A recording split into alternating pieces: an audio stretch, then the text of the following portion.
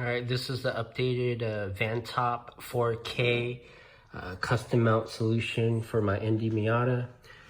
I don't know if you guys saw that the camera just turned on real quick, and it has to do with motion. So when there's motion, it's gonna turn on real quick and start recording. You see that right there? It kind of turned on real quick with its logo. But this is my rear mount now. Before I had it kind of zip tied, but now it's printed on a PETG custom mount. So you use the original holes of the rear camera. And I have it with the wires, and then there's a hole for it, and then it just kind of runs on the back side of this. I might make some custom clips or something later. This snaps on right at this point right here, and then this part just kind of tucks under. I thought about making it go all the way under, but then it won't look as clean. You can actually just probably put double-sided tape at the bottom right here, and it stays in place, because then this isn't going to move.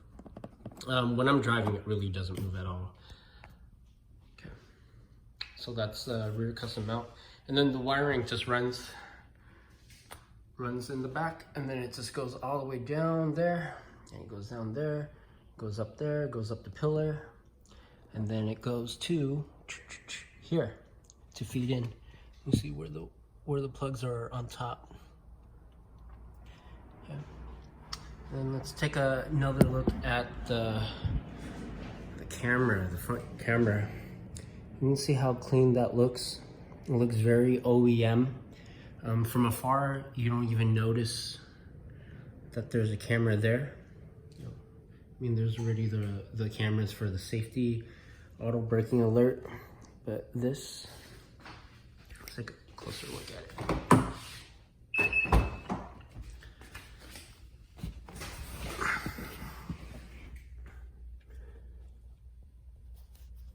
There you go.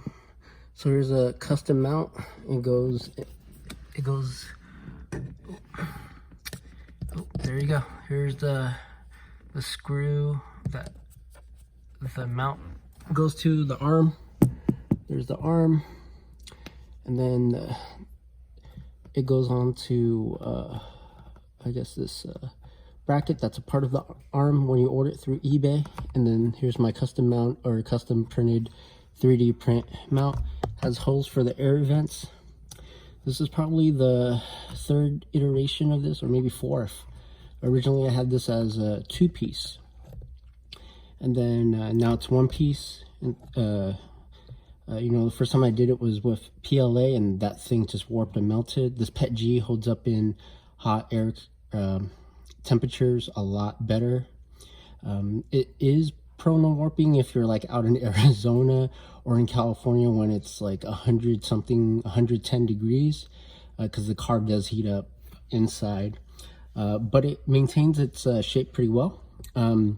There's these 2 screws that mount onto here, and then the 4 screws at the corners that mount into the actual rear view camera, or dash cam. And here there's like these plastic covers that you just kind of take off, and that's where those plastic rubber hooks would have been. You take those off and you'll find hidden screws there, and then you use this 3D printed back plate, and then you screw it onto there, and then it holds it pretty well. Then behind here, there's no other screws between the camera and the mount, so it's recommended to put some you know, double-sided tape. And then, even though, you know, it's prone to warping, because you have the 3D or the 3M double-sided tape, or whatever strong double-sided tape you have, it's going to hold its form while these screws are being held on here, and then it reduces the vibration, and it doesn't warp.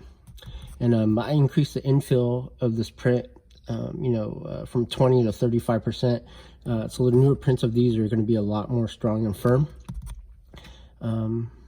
Yeah, and the next thing that I'm going to try to do is for this, I'm going to try to also print one for a RF. And thanks for watching.